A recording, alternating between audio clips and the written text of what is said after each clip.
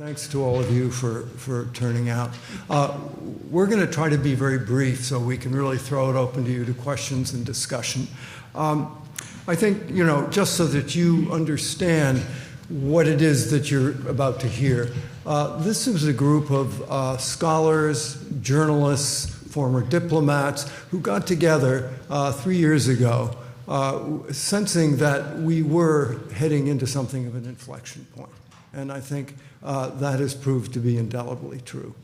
The real challenge now is, as we come to the end of this sort of era that we've been living in, where the two countries seem to be getting along well enough, surviving crises, working it out, and engagement seemed to have more or less some purchase on both sides. We seem to be entering into a new, almost gravity-free world where we really don't know what the fundamental principles guiding the relationship are or even should be. So that's why I think our efforts have been particularly illuminating for ourselves to try to clarify our own views and set some of these things down as sort of a basis to start a conversation with people like you. This is a fraught time. It's not a time that evokes tremendous optimism. But I do think that within this the dark penumbra that hangs over the U.S. China relationship, there are some opportunities here if the U.S. can engage in a way which Susan will describe briefly. We're calling it, sort of smart cooperation. Competition. How do you, forgive me for being sort of too touchy-feely in California and turning competition into cooperation. But that's, you'll hear a little more about that in a minute. I think that if I try to look at the bright side, it is undeniably true that the Trump administration, in all of its clumsiness in many affairs, has gotten the attention of China. And I think China is beginning to understand the basis on which the relationship was limping along was not sustainable. And now the question is, how do we deport ourselves to encourage China and ourselves to reformat in a more constructive way? Can we do that? Maybe not. But it's worth a try. And if America has any pretensions to leadership, that is precisely the challenge. And I think curiously, just being here in Washington yesterday, going around the White House, Congress, other agencies, who could have imagined that we would have had a bipartisan issue? And that bipartisan issue now is a sense that something needs to be done about the U.S.-China relationship. So there is some basis, I think, to have a little hope. Now, I don't want to wander on any longer. With that, let me turn it over to Susan to give you a little more chapter and verse about the report, and then a quick little 3-minute précis from my other colleagues, and we'll throw it open to you. Thank you, Orville. Well, this is our second report. It's a little more modest than the first one, which was kind of encyclopedic. We call this a memorandum. The first one was issued in February 2017, just as the Bush administration was coming into office. Trump. You're forgiven one error, Susan. And so in this report, we try to look at what has changed in China's own actions as well as our own, and what we should do about it. Beginning with the Chinese actions, the group agrees that Chinese government recent policies and actions are increasingly at odds with the rules-based global order and are highly problematic to the United States and to many other countries. It's not just a matter of China's growing strength or growing international influence, but it's the specific choices that China's leaders have made about how to employ that wealth and power. In particular, 3 areas. In the economy, Chinese government has adopted mercantilist, zero-sum policies that advantage Chinese firms at the expense of international competitors, and they're doing this to build their national strength, including their military strength. And this huge state-funded effort to make China into a high-tech superpower is kind of at the center of that policy. The economic reforms themselves have stalled, and the state's role in the economy grown, so China is no longer converging with global market norms. On foreign policy, I say the most worrisome thing is that the way China has engendered doubts about its peaceful intentions through its assertive efforts in the South China Sea to consolidate its expansive claims of sovereignty, and which, of course, has harmed the legitimate interests of neighboring countries and flouted international law. They also are very much encroaching on Hong Kong autonomy and using pressure tactics on Taiwan. Worldwide efforts to claim discourse power, often by using covert or intrusive methods that involve using overseas Chinese and other foreign groups and trying to get them to endorse Chinese positions on different issues. Domestically, the third area is, normally we would say, well, domestic politics are just up to every country themselves. But in China's case now, domestic politics really have become so authoritarian and repressive under Xi Jinping. And as he has revived personalistic autocratic rule, ended the peaceful turnover of power, the practices at the top, tightened control over information and civil society, and of course the re-education camps for Muslims in Xinjiang, the arrests of rights lawyers, the repression of Christian congregations, all of these evidence of a more repressive China give less confidence in the ability of China's leaders to make judicious and wise decisions, and are also highly offensive to the values of American society. Now, although these negative trends began earlier, and we normally now date this shift from a more reassuring approach to foreign relations to this more assertive approach to 2008, around the time of the global financial crisis. But it's definitely in the Xi administration, he has doubled down on these kind of overreaching policies. So across multiple domains, Xi Jinping is enacting policies that put China's impressive development story of rising in a peaceful international environment, putting it at risk. So it's provoked a large backlash. It's not just the Trump administration, it's not just the United States, it's every advanced industrial country and other countries as well. So then the question we address is, well, what should we do about it? What is the right way to try to protect, defend American interests and values? So what we argue is that we need a course correction, and we need to alter the mix of cooperation and pressure. Even engagement always involves pressure as well as cooperation. But we don't want to spend our time debating the past and was engagement the right policy or not. We want to look toward the future.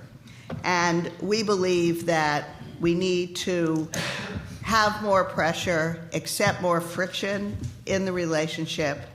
We need to publicly call out China for its unfair, ideological, and assertive policies, and we need to push back harder against them. And the Trump administration has definitely got that part right. And as Orville said, he's gotten the attention of Beijing. But our report argues strongly that pushback alone isn't actually a strategy that will succeed in getting China's decision makers to make the specific changes we seek. So instead, we propose this concept of smart competition, building on American strengths to compete more effectively with China.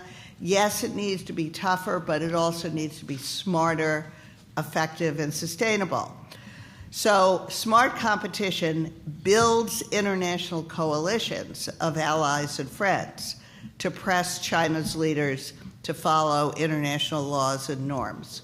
What it doesn't do is try to go it alone and alienate our friends and allies. What smart competition does do is preserve and update international institutions and agreements that augment our influence on China's choices. But what it doesn't do is to try to go it alone and weaken those international structures. So smart competition also involves trying to negotiate priority disputes with Beijing by laying out concrete measures that China could take to get more in line, respect for our interests and improve relations. So what we need is a clear set of achievable demands. And we need to communicate those clearly to China. So rather than just competing for the sake of competing or grandstanding or pushing back for the sake of pushing back. So sensible negotiations with clear demands are essential to test the flexibility of the Chinese leadership to modify their policies in line to reduce the international costs that they're now experiencing because of the backlash. So what we wonder is this pragmatic gene, the gene that we saw with Deng Xiaoping and Jiang Zemin and even Hu Jintao for a while, is it still alive in China? Is Xi Jinping motivated and able to modify his policies in order to reduce the costs that China is bearing? Now, this is a really interesting question that we debate within our group. Are these kind of overreaching policies, statist, mercantilist policies, assertive foreign policies, are they hard-baked into China's Leninist Communist Party rule, or are China's leaders still able to make changes in a practical, pragmatic manner to reduce their own costs? So we believe the only way to find out the answer to that, of course, we've been trying to negotiate with China for a long time. Many people are frustrated and kind of given up. I think it's fair to say our group has not given up, and we believe that we should make a good faith effort to negotiate, and then we find out information about the flexibility of the Chinese side, and we can update our strategy. We also think it's important that we leave the door open for cooperation on important global issues. We also, as China hands, want to emphasize that China is not monolithic. There's a lot more diversity, a lot more change always happening in China than people from the outside generally realize. So the internal economic and political situation is unlikely to be a straight line from the present. It's changed unpredictably in the past, and that's likely to happen again. So we don't want to unnecessarily lock ourselves into a position of outright hostility to China, declare China the enemy, in a way that would preclude future adjustments and cooperating with China in the future.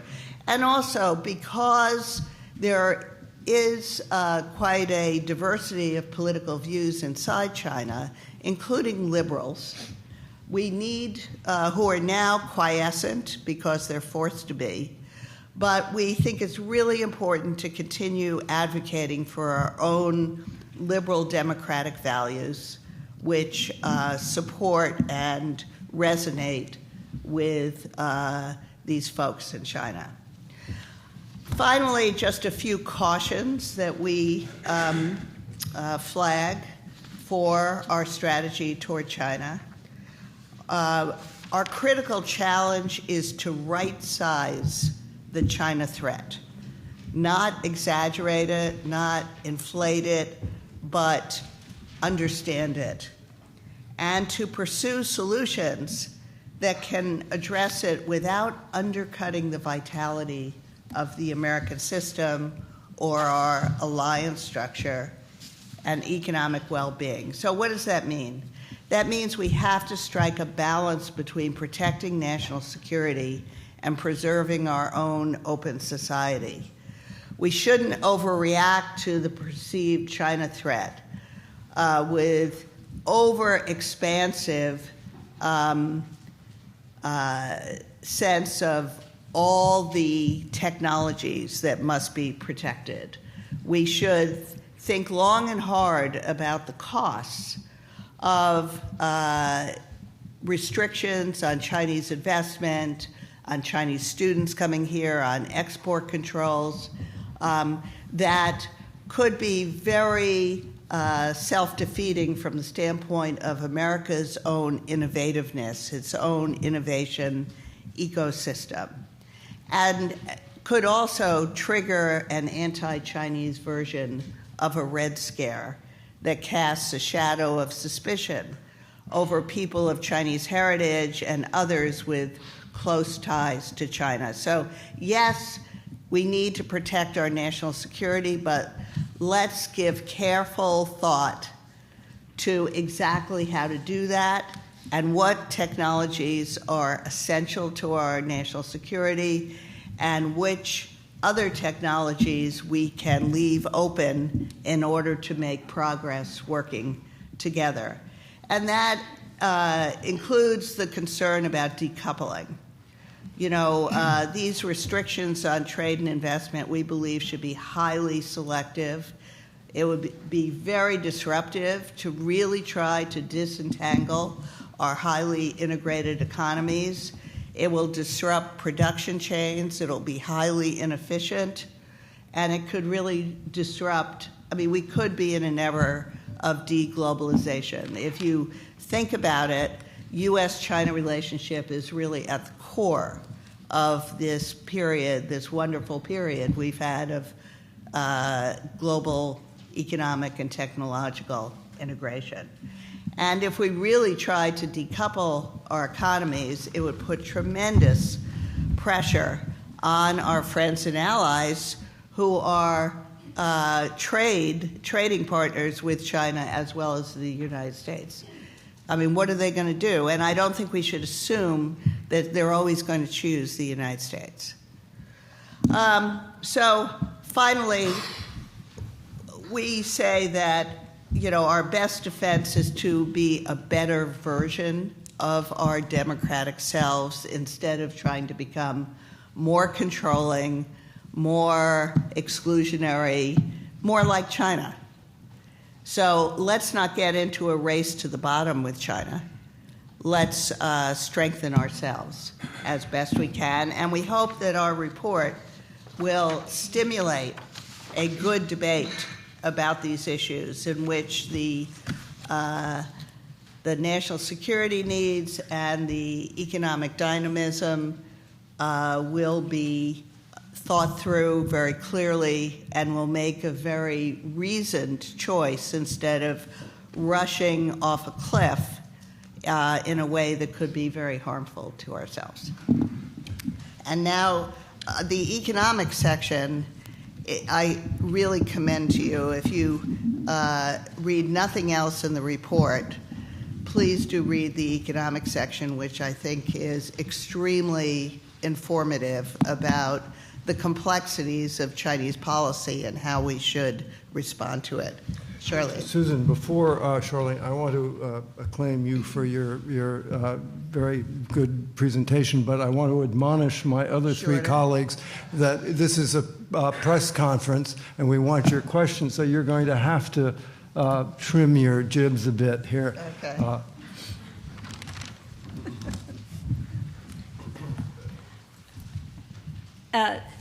Thank you. I will. There have been 4 dramatic changes, I think, in the U.S. China economic relationship. Some of these were highlighted in our 2017 report, but some are newer, and I'll just take you through the 4. First of all, the economic underpinning of the relationship has changed. Previously, China, as you know, exported labor-intensive products that were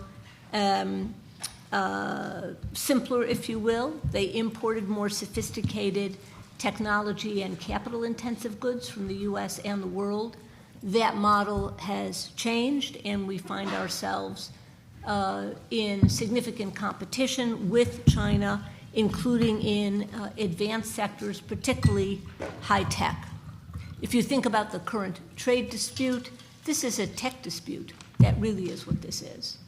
Second of all, since roughly 2006, 2007, under the Hu Jintao administration, China rolled out a series of ever more comprehensive industrial policies with the stated aim of promoting indigenous innovation in China, promoting import substitution, and increasing Chinese firms' control over what are viewed as core technologies, boosting the domestic market share of those companies, boosting the global market share of those companies in a way violative of the international rules to which China had agreed in the WTO and other arrangements.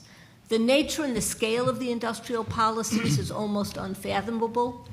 If you look at just one tech sector, that is microchips, the estimates are that China will subsidize the creation of a much more sophisticated sector than they have now, to the tune of somewhere between $170 billion in subsidies to $240 billion in subsidies. But there are 15 other tech sectors. So the nature, the scale of the state intervention is quite extraordinary, unprecedented.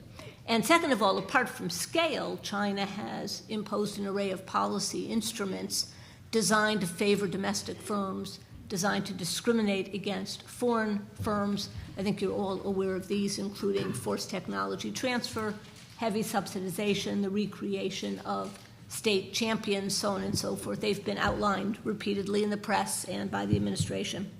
Third, as Susan mentioned, in the lead up to WTO accession and following WTO accession, China was on a convergent course toward market-based economic norms. And beginning in 2006-07, you saw that convergent strategy and model beginning to diverge. Under Xi Jinping, of course, that divergence has been accelerated, and what you see is a reimposition of a statist model in China. Reform and opening, which began to sputter in 2006, 2007, then stalled, and until very, very recently has been entirely absent from the Chinese policy agenda. And last, of course, the U.S. and China are both openly strategic rivals. U.S. made that declaration formally in 2017. It had been the case for a while. And for China, the U.S. has always been the bogey, right? It has been the marker against which China had to proceed, and that's been going on for probably a decade. So Chinese companies are much more competitive in strategic sectors. At the same time, China's economic model is divergent from market-based norms heavily dependent on state intervention, state control, state direction, and this really has led to the impasse that we see today. We made a number of recommendations in our 2017 report. I won't reprise those here, but instead just make a comment about the administration's China policy. I think some of the things the administration has done are a continuation of what had gone on before, including engagement, which of course still continues. There's more teeth to it, but the basic steps, that is to say, supporting more law enforcement against cybercrime, engaging in high-level negotiations, strengthening our investment review laws, so on and so forth. These are not new initiatives per se, but they are more aggressively applied than they had been in the past. The larger issue are administration missteps, which have cost us quite dearly if, in fact, the focus of administration policy is on China. So it isn't merely the mixed signals coming out of the administration as to what it wants and what the president wants, but the focus on bilateral trade deficits when the focus should be on market access, on fair and reciprocal trade, not on the volume of purchases American consumers make. That's not the right focus, and it has relatively little to do with unfair trade practices. The focus is and should be market access and structural change in the Chinese economy, not one-off purchases of goods China is going to buy in any event. Second largest blunder is withdrawal from TPP. This was such a dreadful mistake for the United States. TPP was the high-quality agreement in Asia, which addressed most of the practices about which the administration is complaining, and was formulated in the way it was to, in fact, address China's practices were China to ever wish to accede to the TPP. And if it didn't accede to the TPP, China would be disadvantaged economically in the region. This, the United States walked away from instead of fixing the areas it might have been concerned about. So it walked away from further anchoring the United States in Asia, the fastest growing region in the world.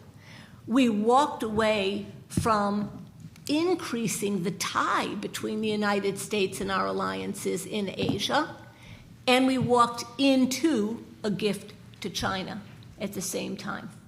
So this was a remarkable blunder. To some extent, I believe the administration sees it. If you look at the new NAFTA, many of the provisions are drawn from TPP. All the modernization stuff in NAFTA is essentially drawn from TPP. And of course, big blunder when you alienate allies, when you insult them, diplomatic rifts that are unnecessary, including imposing tariffs for bogus national security reasons on our allies, and indeed on China in the case of steel, aluminum, and potentially autos, which would be really completely unbelievable. So these missteps raise the concern that the U.S. actually wants to decouple from China rather than fix what needs to be fixed. Susan already went through our views on this issue of potential decoupling. The new report recommends a course correction, continue negotiations, but on structural issues most especially. Second of all, work with the allies and partners. It creates leverage. China is not interested in being isolated from its major trading partners. Third, rejoin TPP. Rejoin TPP, which is now called CPTPP. Rejoin it, and then take the agreement to Europe. And then you've got 60% of global GDP. You have, in effect, rewritten WTO rules, revitalizing that institution at the same time. Fourth, recognize that the WTO is a powerful tool for change with respect to China. There are China-specific provisions in its accession agreement prohibiting forced technology transfer, on which this administration and the Obama administration never sued, remarkably. Provisions on the conduct of state enterprises in the marketplace, other provisions in the services sector that have never been used as a basis for claims. They should be used. Use the WTO for a much broader case against China's statist practices and policies called nullification and impairment, meaning China, your trading partners, didn't get the benefit of the bargain when we let you in the WTO. You're supposed to have opened your market. You're closing your market to fair competition. That means you have nullified and impaired the benefits of accession to your trading partners and either leave the WTO or fundamentally change your practices. The U.S. should resume the negotiation of the bilateral investment treaty.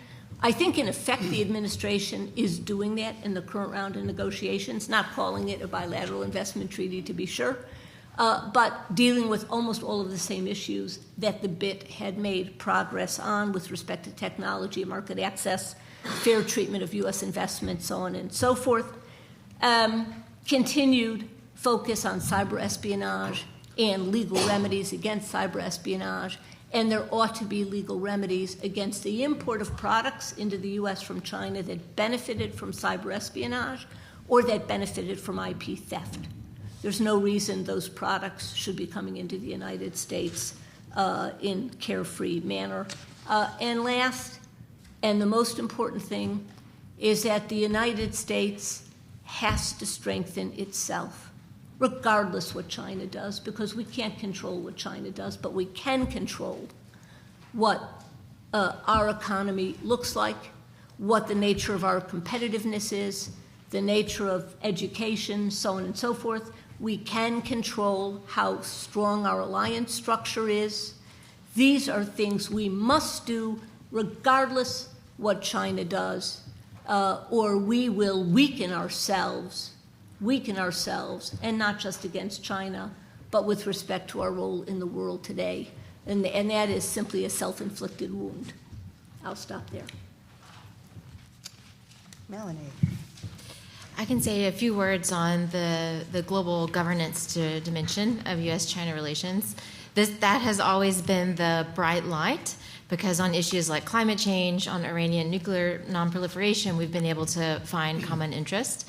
Unfortunately, one shift is that the downside of China's global contributions are increasingly outweighing the positive side.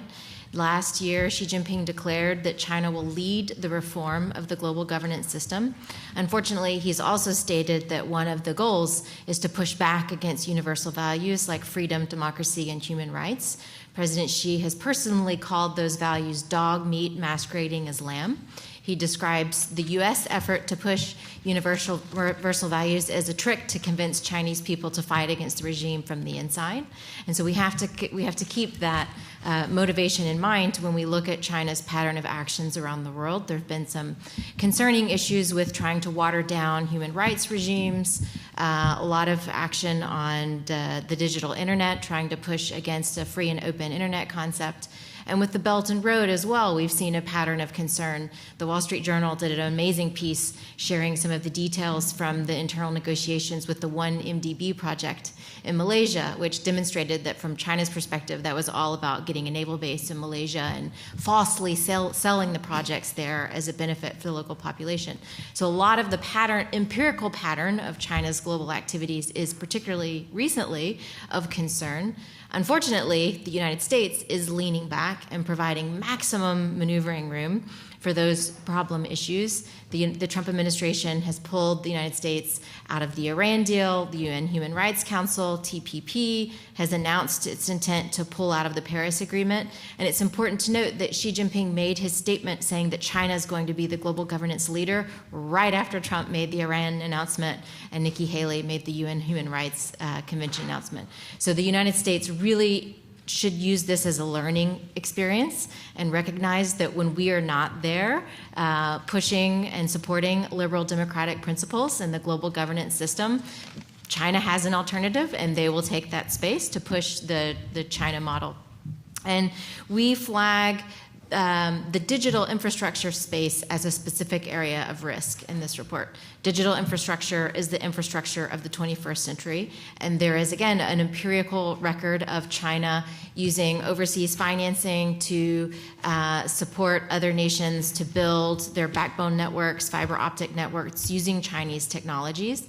The technologies themselves bring some risks for potential uptick in suppression and repression because they're using facial recognition technology and other systems that help repressive regimes control their citizens. Unfortunately, we now see that regulatory practices are going bundled with the technologies. So in nations like Tanzania and Zimbabwe, first they built Chinese component digital infrastructure, and then they rolled out Chinese-style regulatory reforms that restricted the way their citizens could use that infrastructure. And we should watch very carefully for those countries also beginning to support Chinese initiatives at the global level to define the global internet as one that is balkanized based on internet sovereignty, where each nation has the right to restrict freedom within their own borders, versus the U.S. version of one that is free and open.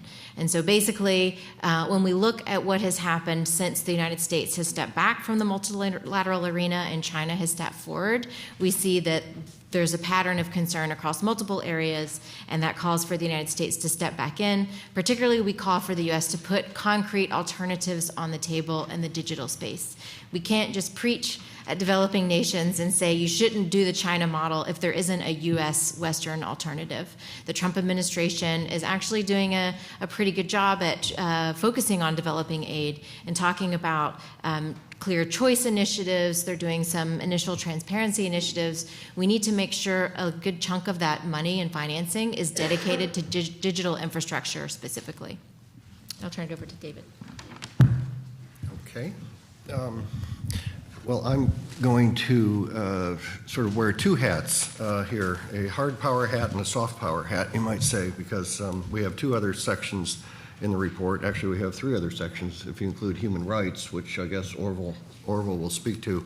But I've been asked to summarize the sections on security and on influence activities in the United States. So as I say, the first one, of course, will be rather more hard power oriented, the second one more soft power oriented. I want to say first, though, if I can, it's just been a professional and personal pleasure to be part of this task force over the last 2 years, and I want to thank our co-conveners for that. I think this kind of exercise is one of the things that makes America great. I'm not going to say again, but seriously, the kind of interaction between the non-governmental community putting together and putting out reports like this that hopefully will have some impact, not just on the government, but on public discourse and public thinking is really, I think, one of the strengths of our system. So, and it's been a pleasure to be part of it. International relations is always evolving, hence American foreign policy has to evolve with it. Our relationship with China is evolving, hence it also must evolve. And I think this report, as Susan indicated, is an attempt to map out a sensible and responsible pathway forward for our continued interactions with, I'm not going to use the word engagement with, but interactions with the other major power on the planet. Okay, so if you read the report, you'll notice parallel structure in all the sections, sort of what has changed and essentially what to do about it. So I'm going to organize my summaries of these two sections along in those two categories. But if you read the security section, you'll see, I think at the outset, discussion of what hasn't changed in China's military modernization. It's been a very steady process, really dating back to 1989, but the report argues really intensified in the 1990s. Chinese defense spending has been growing at, I think, 11.5% per annum in an inflation-free environment, really over 20 years. And those increased resources, which I think are now about $160 billion US dollars a year in the official budget, is second in the world, and it is buying all kinds of things, both hardware and personnel, and so what we in the security world call software issues. So steady military modernization. Two other things that haven't changed: increasing what's known in international relations as a security dilemma, sort of an action-reaction dynamic between two countries that is leads to potentially arms races, actually. We're not yet, I don't think it's fair to say, in a complete arms race with China. They may be with us, however, but nonetheless, both militaries and military-industrial establishments are fielding and funding weapons systems and training very much with the other in mind. So that is a security dilemma dynamic. That hasn't changed, it's just intensified. The third thing that's intensified is the security competition between the United States and China, certainly throughout the Asia-Pacific region, but now increasingly into the Indo-Pacific, Indian Ocean, littoral region, and even beyond into other parts of the world. So those are what you might call hardy perennials, but they have intensified under the Xi Jinping period. So what has changed in the security domain, the security section argues? Well, quickly, several things. Xi Jinping undertook in January 2016 the most extensive reorganization of the People's Liberation Army ever since 1949. Completely redrew the wiring diagram, the organization chart of how the PLA and China's military is organized, essentially away from a Soviet model to an American model that emphasizes jointness, U.S.-style theater war zones, and an increased expeditionary force for missions of the PLA. To become expeditionary force is kind of code word in military circles for global deployments. So this follows on to Hu Jintao's actually started that, but as to say, China moving beyond Taiwan, moving beyond the first island chain, moving beyond the Western Pacific to truly go global in its military aspirations, mission, and weapon systems. Let's see, all elements of the People's Liberation Army, which is a comprehensive term that subsumes all services, have benefited from this, but most particularly the Navy. China's Navy, surface Navy, now has more ships than the American Navy. I believe about 320 to 280. Its submarine force has dramatically expanded, both conventional and nuclear. Its missiles, a variety of missiles, not just ballistic, but cruise missiles, have their arsenals in those spheres dramatically expanded. Asymmetric, cyber in particular, but other asymmetric capabilities dramatically expanded. China is now fielding fifth-generation attack aircraft and is working on a sixth, in fact. Maritime Coast Guard and militia dramatically expanded alongside the Navy itself. So across the board, many new weapons have entered the inventory of the PLA just in the last 5 years, and it surprised a number of security specialists and longtime PLA watchers. What else has changed? China's ability to deny, or what's called A2AD in Pentagon speak, area denial, for other forces, i.e. American forces, within the first island chain. That capacity of China's ability to make life very complicated, if not deter altogether, activities by other militaries, including China's neighbors, increasingly difficult. What else has changed? South China Sea, of course. 7 features are, as you know, being built from underwater to above water. 3 of those 7 now show aspects of military infrastructure. There haven't been deployments yet, but the ports, the runways, everything is ready for deployments on at least 3 of the 7. That will give China serious power projection into the South China Sea, towards the Malacca Strait, and into the Indian Ocean, if and when they take place. The last thing that has changed is the increased potential for accidents between the two militaries. This is really dangerous because there are no conflict de-escalation mechanisms or crisis mechanisms in place. There are some so-called hotlines, but they're not even answered when they are picked up.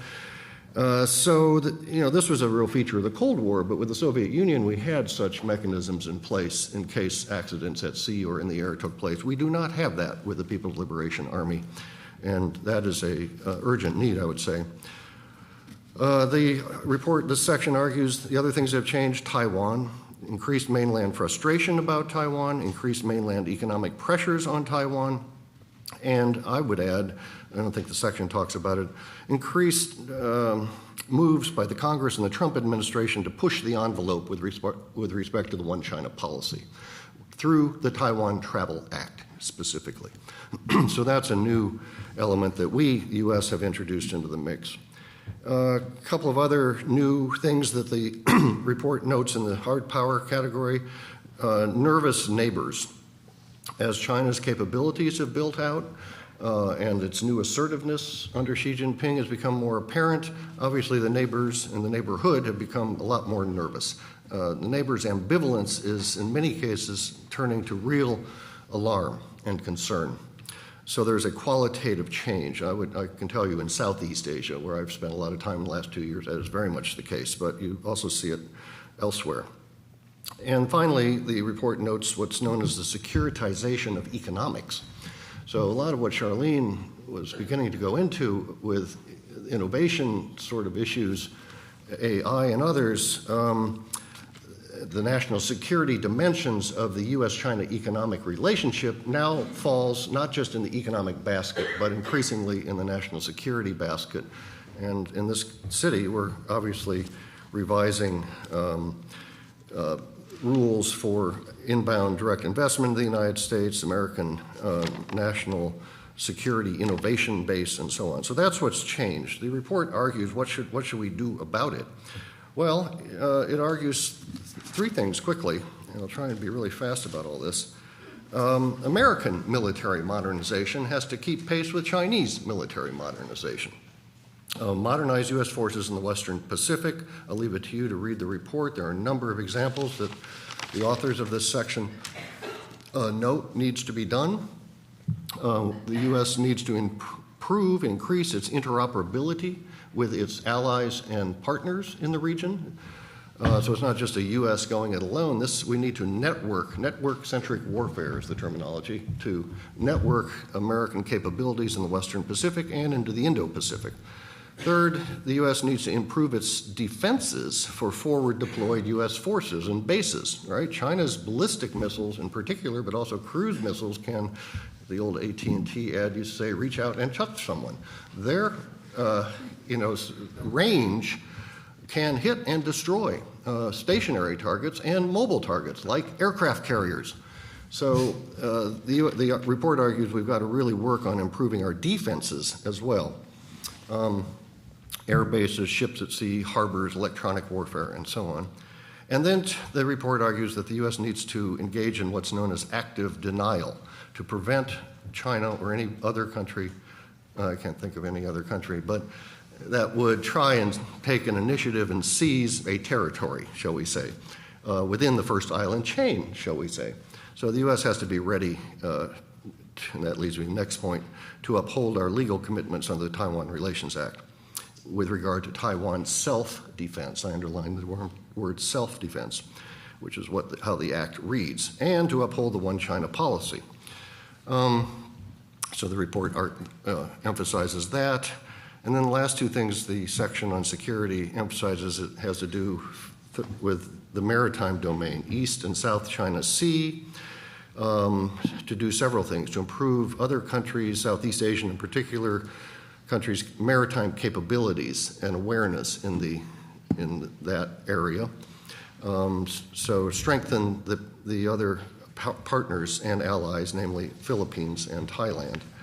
Have a credible keep credible, I should say, the U.S. commitment to help Japan defend the Senkakus, which the Obama administration has interpreted the U.S.-Japan Mutual Security Treaty as applying to. Japan administers the Senkakus, therefore under the MST, the U.S. has responsibility to uphold that. Carefully monitor the building of these islands into bases in the South China Sea, uphold the Hague ruling on the South China Sea, and insist on freedom of navigation in international waters and continue freedom of navigation operations. And lastly, the section on hard security argues that in terms of the national economics of national security, that the U.S. really needs to work on its national security innovation base. And to refurbish the FDI screening mechanisms for inbound Chinese and other investment into the United States that bumps up against those sectors. So in general, if I could, that's sort of a summary of the security section. If I could try and do it more briefly on the influence section, which I had more of a hand in writing. So shift from hard to soft here. So this is a new issue.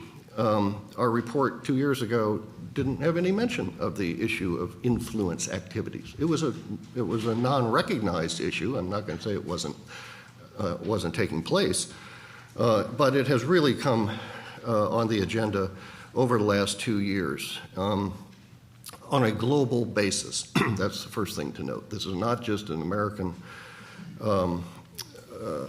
experience, but it is truly worldwide. We all know about the cases of Australia and New Zealand, but I would also point to Central European, West European countries, Latin American countries, and Asian countries. So this is a global phenomenon. Americans are not very well acquainted with this. We're much more acquainted with the hard power and the economic power and the diplomatic dimensions of U.S.-China relationships. So this is a new issue in which we need to, first of all, educate the American public and American officials at all levels, state and municipal included. I would note, not just in passing, that the Hoover Institution report on influence activities, which was a working group of this task force, has produced a very lengthy study on this subject. If you haven't seen, I would commend it to you. So what is this all about? Very briefly, Chinese influence activities. The primary motivation on Beijing's part is to promote sympathetic views of its government, its policies, its society, its culture worldwide, and to shape, if not control, the international narrative about China. So it is really it's in the information space. That's what overwhelmingly distinguishes it from, say, Russian influence activities. They are involved in many more subversive efforts to subvert American democratic institutions, alliances, and so on. China is working in the information space to try and shape how others see, write about, speak about, think about China. This is not new. It goes back, I dare say, to 1949, if not before.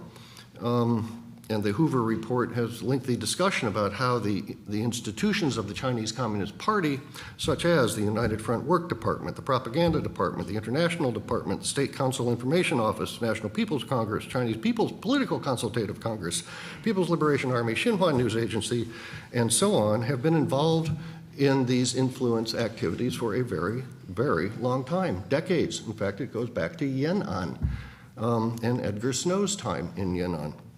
So this is not new. It's sort of been recognized recently. So that's really what distinguishes it. As I say, it's involved in the information space to control the narrative.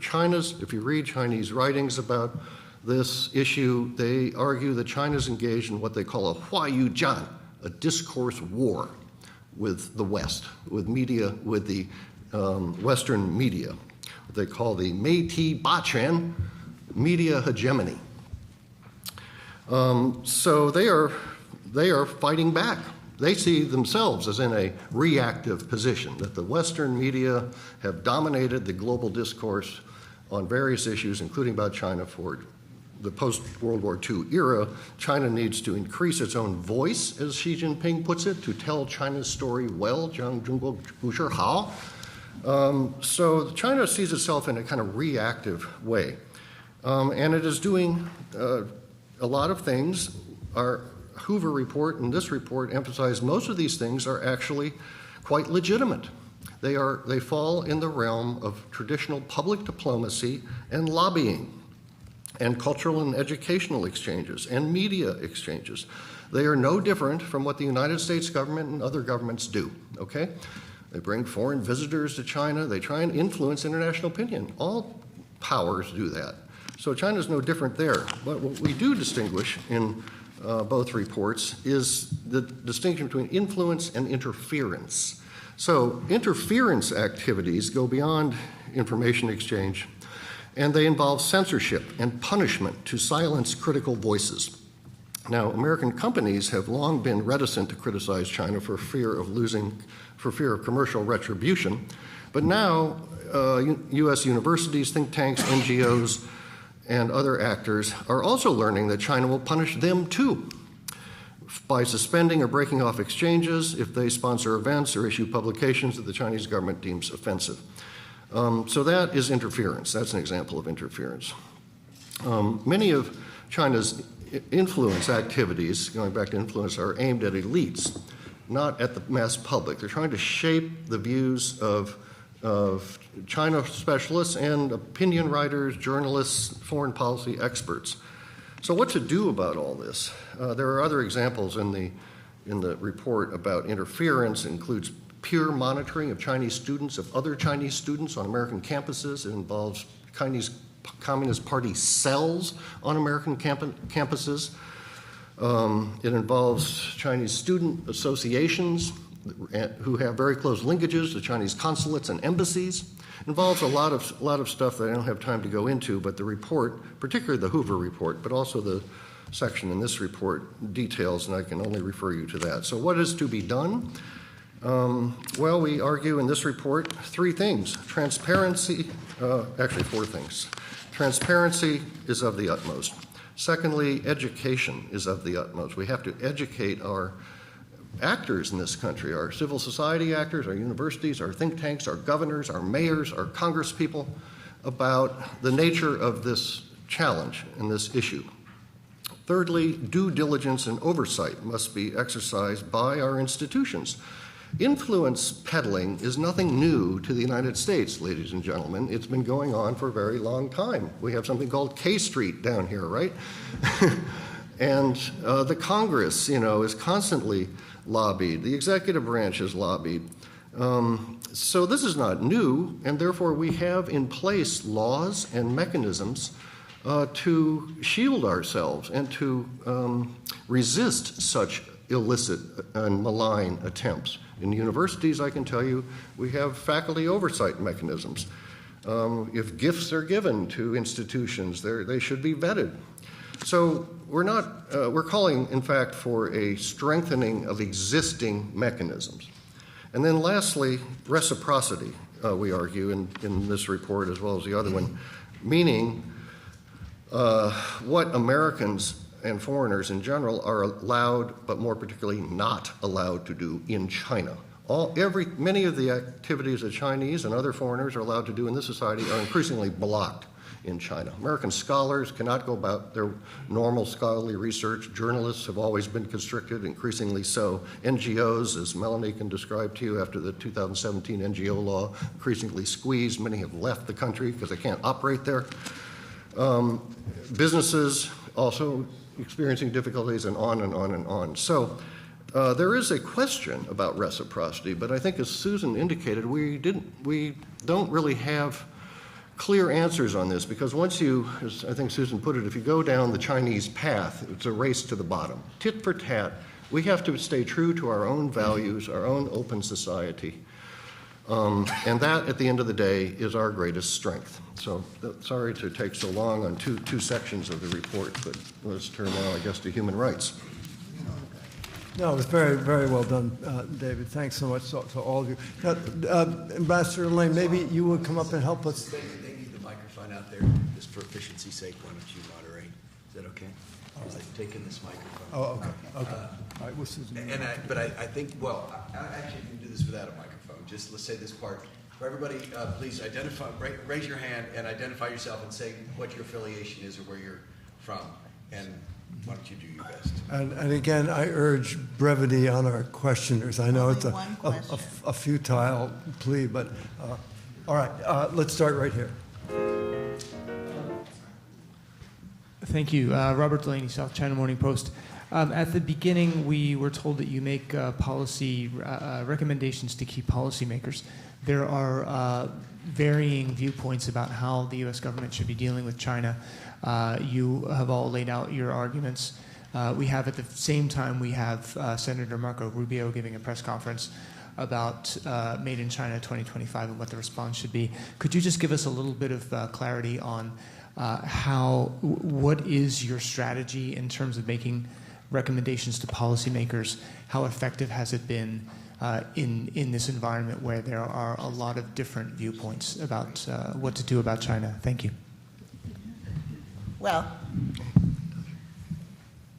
we spent yesterday briefing on the Hill, including to Rubio staff and to Senate Foreign Relations Committee. We're going to the House of Representatives folks today. We have briefed at the White House, the National Security Council, at the State Department. We're going to the National Intelligence Council, and that's about as much as that's about as much as we can squeeze into 2 days in town.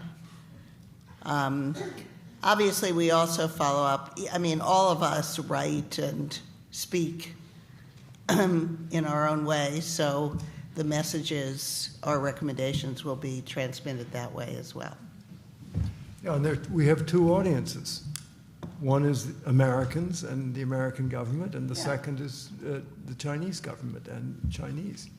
It takes two to do this dance.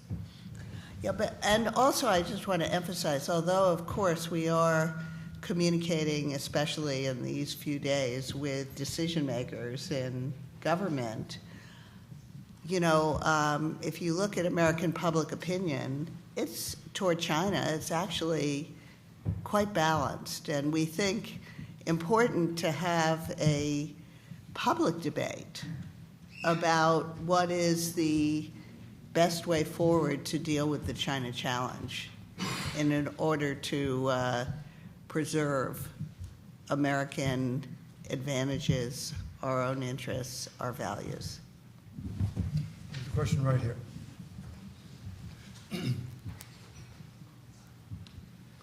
John Pfeffer from The Nation magazine. I was struck when Susan Shirk was talking about how some of the things you mentioned could apply to the Trump administration. I mean, for instance, the flouting of international norms, a more assertive U.S. foreign policy, a zero-sum approach to economics. I'm curious, I'm not interested in your evaluation of that necessarily, but rather, how much have you observed China reacting to that in ways that would reinforce the very trends that you're criticizing? In other words, are we seeing China in the last 2 years specifically react to the Trump administration's approaches in ways that you might find, according to the principles outlined in your report, to be counterproductive? On the economic side, China's divergence from market-based norms began around 2006, 2007, so predating the current administration. And that was also accompanied by a slowing and then a cessation of reform and opening up. And what you saw in the intervening years when China spoke about reform was to decouple it from opening. So the word reform was simply a solo word, and opening almost entirely dropped out of speechifying in China among the leadership. So these changes predated the Trump administration. The changes accelerated under Xi Jinping, but of course he's been in power over 5 years, Trump 2, so that also predated the Trump administration. I do think that China, of course, imposed tariffs on certain U.S. goods as counter-retaliation for the U.S. imposition of tariffs against China. We would have expected China to do that, and the Trump administration brought that on itself. But I would say, just as a general matter, we can argue about what the Trump administration is or is not doing, or what it stands for or what it does not stand for.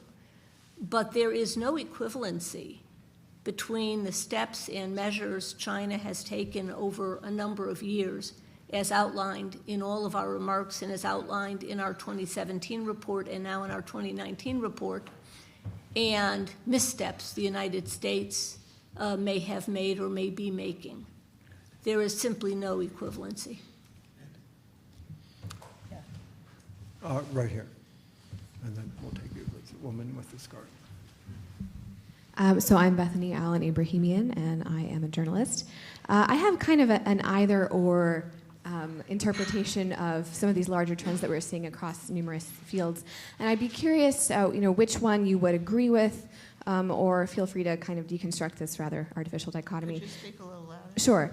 So the U.S., this is an either-or statement, and I'm curious how you would respond to it. The U.S. and its allies have awoken very late to China's multi-pronged push for global sway, and our attempts to uphold a rules-based liberal order and our own interests aren't keeping up with Chinese attempts to undermine them. So that's one interpretation, right? So here's a different one.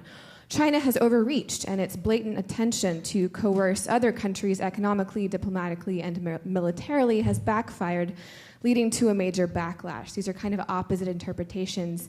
I'm curious which one you think is more accurate, or feel free to just totally deconstruct that if you think that's rather artificial. Might I try that one, and then maybe with couples we'll try.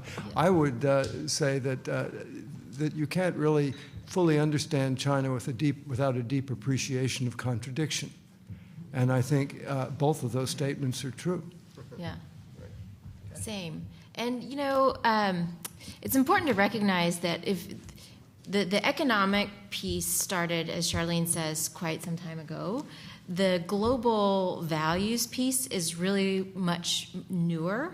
A lot of the policies are, the overseas internet infrastructure building, the norms, the big push on human rights. A lot of that is more recent, and to me, it makes sense to give China the benefit of the doubt a little bit, but now there's enough of an empirical record that it is very clear that a big pushback needs to happen. And that is why you're starting to see people wake up. You're starting to see a backlash. I have been going over to Europe to compare notes with Europeans. I noticed a shocking change just in the past year in terms of people understanding. Once you see Belt and Road sounded great, but then once you saw the projects built, it was a different matter. Anyone else? Okay. Right here, this gentleman. And then. Yes, Robert Keatley, a mostly retired journalist. I've only skimmed the report, but it doesn't seem to mention Russia, which has increased closer relations with China. To what degree, if any, does that complicate our dealings with China on things like security, global governance, human rights, and so forth?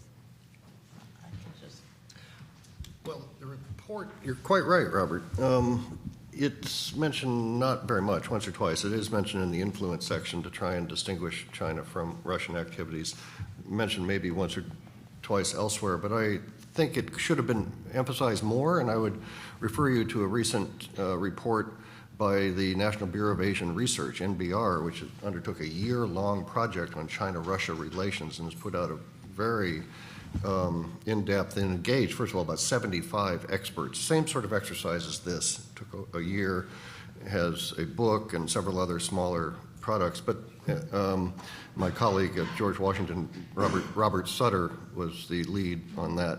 But the basic argument that their conclusion they came to is that it is an underappreciated element and problem for the United States, the China-Russia axis, I think, may even not be too strong of a word. The coordination between China and Russia on a whole range of issues that are inimical to, some of them, in contradiction to, and inconsistent with American policies and values and priorities. So this is a subject that deserves more attention in this city and in the expert community. We didn't get into it that much, I don't think, in our report, but the NBR report is superb, and I would commend that to you. If I could just embroider that a little, I do think that what's worrisome about the Russia-China relationship is that it's not an ideological relationship, but it's a relationship that's bonded together over a common grievance of sort of an empire dispossessed or denied. And so there's a kind of a sense in both cases that they are being beset upon by the liberal Western developed world. And I think it's a very powerful bond, but it's not a very, it probably won't be very durable. Yeah. Yes. Good morning, Scott Tong, Marketplace Public Radio. A question for Professor Shirk. You dissented publicly in a previous report from the Hoover Institution on the Chinese influence activities in the U.S. And I looked at that briefly a moment ago, and you were concerned about kind of blurring, conflating of legitimate and illegitimate activities, and you were concerned about overstating. And I wonder, now that you spent a day or two in the policymaking apparatus here in Washington, are your concerns, have they been affirmed, validated, or no? Well, that dissent was on the influence activities report, and as David said, I'm totally comfortable with the section in our report on that subject, which makes a very clearly distinguishes, as David just said, between the sort of legitimate public diplomacy efforts and what David has very usefully called interference, which is more coercive and more insidious, and it definitely has an impact on our civil society organizations, including universities. However, I was also concerned that that especially that report, which conflated the two, and it was kind of a scoping study. You know, people were doing research on so many different domains, and it was 200 pages long. And the way they talked about it, I didn't entirely agree with. And so I felt I had to dissent, and the authors of the report very kindly offered me that opportunity. And one of the things that I said there was that I feel we really need to right-size this perceived China threat and not inflate it, because if we do inflate it, I lack confidence in our own reactions. American body politic has a tendency to overreact to external threats, especially of something that looks like subversion. And I feel that risk at this present moment under the Trump administration is actually a greater risk to the United States than what the Chinese are trying to do. Not that I am not also concerned about what the Chinese are trying to do. So that's why I said that. I really am particularly concerned about putting all ethnic Chinese under a cloud of suspicion. And I think everybody else is concerned about that too.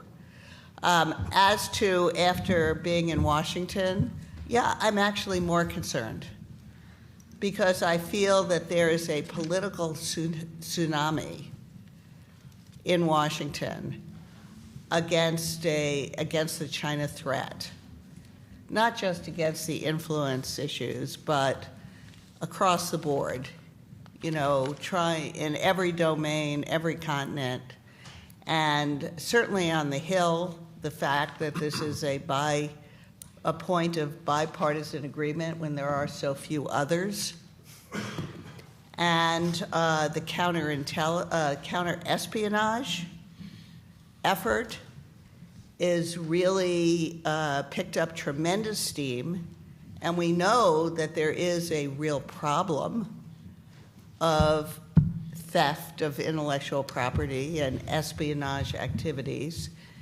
And the Chinese government uses non-officials in this way, but there's a tremendous risk of going around trying to get everybody really scared about this that will have create this great suspicion of all people from China and all ethnic Chinese. And you saw what Senator Burr said the other day about, he said you can't distinguish between Chinese students who come to American universities to steal technology from those who are here for legitimate education. So therefore, we just have to cut visas. And, I mean, fortunately, we haven't done that yet, but spending time in Washington makes me more worried that we're headed in that direction. So that's why I say we just need to calm down, not panic, catch our breaths, and let's dispassionately think of how to handle these issues very cautiously. Because if we go overboard, you know, we've seen it before. So we know the kind of emotional, violent emotion that fear of threat, especially an ideological threat as well as a security threat, how we may overreact. That doesn't mean we don't need to react. We need to do what we need to do to protect our national security. But I don't see anybody really pausing to think long and hard about the potential costs of some of the export controls and other things, which will really affect whether or not Chinese students can be in our laboratories on American campuses. I should say, as a co-chair of that report, I'm glad Susan dissented, because I think this is a real problem that needs to be discussed. But there is a problem. And I think you have to be very careful to divide it into two sections. First of all, what is the problem of Chinese interference? And describe it. That's section one. And we have an obligation to do that, to defend our own society and our own principles. Section two is, what are you going to do about it? And what are the consequences of doing something about it? I don't want to be prevented from understanding the problem, announcing the problem, studying the problem, because I fear that America may be too incompetent to deal with it. I recognize American incompetence, and I fear it. But so that's the way I think those of us who forged on. But I think Susan's dissent has certainly gotten everybody's attention. Nothing wrong with that. And Okay. you know, Orville and Larry Diamond were the ones who suggested I do it. So the whole thing was very collegial and a lot of mutual respect. And you know, that's great about the way we do things here. All right, let's see, here, and then we'll go to the back. Thank you for doing this. My name is Dong Huiyu with China Review News Agency of Hong Kong. And my question is for Professor Shirk and Professor Schoenberg. David, you mentioned that the Trump administration seems to be pushing envelope on Taiwan issue. A couple days ago, several senators suggest that the House Speaker should invite President Tsai to make a speech in a Congress, to the Congress. So what's your takes on that?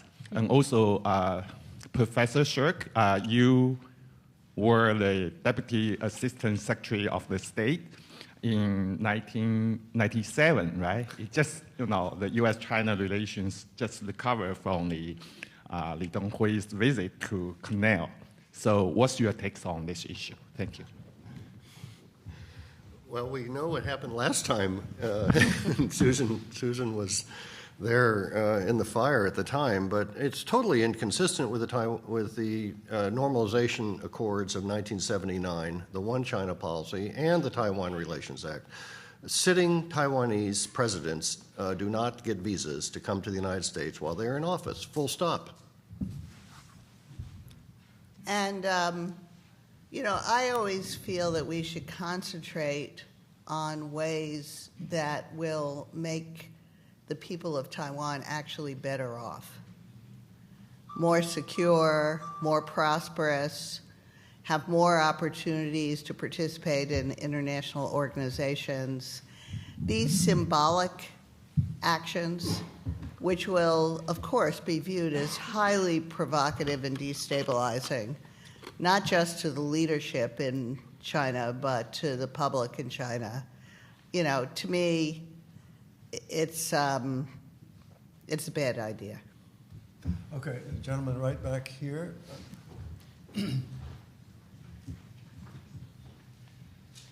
Thank you.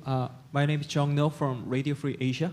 On North Korea issue, as you know that the second summit will take place soon in Vietnam. But for denuclearization of Korean Peninsula, the China always played a very important role, but different interest in the approach between U.S. and China toward the Korean Peninsula issue. So, what do you recommend, or what do you think the to cooperate between China and United States for denuclearization, and how the United States can press on China for the denuclearization? Who would like to try that? Well, I can say something. You know, I'm really not very up to date on the current state of China-U.S. consultations and on North Korea. I certainly don't think they're pulling in opposite directions. And it has always been an area in which there's a lot of overlap of interests, actually, between the United States and China. It's been an area, it's been kind of a bright light of cooperation. And so I think despite all the other frictions in the relationship, I still think we're moving in a common direction with Beijing on North Korea. Okay, right here, and then maybe we have time for one more after that. Thank you. Joe Bosco, formerly with the Defense Department. Ms. Barshevsky made an interesting point that under the WTO regime, China has violated so many of its obligations that it in effect has nullified its right to the benefits of WTO. In other words, it's a mutual arrangement, and if one party violates it, the other party is relieved of its obligations. I'm wondering why that doesn't apply, David, to the question of TRA and the original Shanghai Communique. The understanding of the U.S. was that any change in Taiwan's status would be done peacefully. China has made it clear from day one that it rejects that condition, that it will use force if it decides it needs to use force. So why are we not free to change some of the modus operandi of the original agreement in terms of relations with Taiwan? I believe in keeping one's commitments, first of all. That's called credibility, and major powers need to maintain their credibility. Secondly, Joe, if you read the 1979 as well as the 82 joint communiques, China pledged itself in both to the peaceful resolution, I think the language is, of the issue. Thirdly, if any side has broken those communiques, it's been the United States through its escalated arms sales to Taiwan over time. We've otherwise maintained our consistency with the One China policy, I would say, over a really very long period of time, many administrations, and that's rather remarkable. But I don't share what you insinuate about the need to, and there are other advocates, obviously, in this city who would like to change America's relationship with Taiwan, invite Tsai Ing-wen to address the Congress, do all kinds of, send American cabinet officials, send American destroyers into Kaohsiung, send American Marines into AIT on Taiwan. I don't support any of that because it's very inconsistent with the commitments we made in 1979. Okay, we have time for one more question here. Thank you. My name is Ali Wine. I'm a policy analyst with the RAND Corporation. I wanted to pick up on Bethany's question from a few minutes ago about sort of competing or contradictory ways of assessing China's resurgence, which I think is a really important point. And to amplify the question, you've chronicled in this presentation, in the report, the many ways in which China's power is growing militarily, economically, politically, but to what end? And in other words, when you engage with your Chinese counterparts, and they use phrases like the China dream, the great rejuvenation of the China nation. What do you think they mean operationally? Where does China, with its growing power across dimensions, where does it see itself in the world in decades to come? Maybe I'll have a crack at that first. I do think, I mean, this is a very uncertain territory because we are not futurists. But I do think that what we see if we look back is China, as it increases the scope of its pretensions globally in almost every realm and expands outward, it also, I think, has begun to elaborate a picture in which it's seeking to protect its interests, as it describes it, in a more global way. And that's both militarily, it's both culturally, it's both propaganda, media. But I think also, you know, there is buried within this pretension some notion that began to come of age in 2008 and 2009 during the financial crisis, that maybe China does have a better model, a better way of doing things. And I think its efforts to expand abroad are sort of calculated to protect itself at home, because the world is no longer one in which China can move into autarky. So it sees its own national interest as begging a kind of more broader and global protection. And thus you have the Belt and Road, thus you have a myriad other ways in which it's projecting its power. I mean, my view is that this kind of global ambition for China is inevitable. You know, it is, and totally understandable.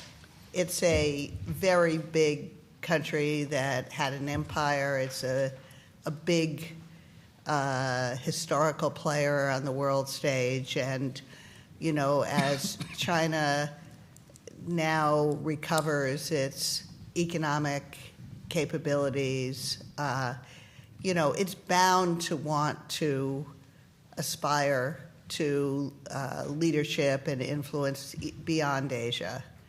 And that I guess I see the goal as very inchoate. I don't think it's well defined. And therefore, because part of it is international respect, status, respect as a responsible power.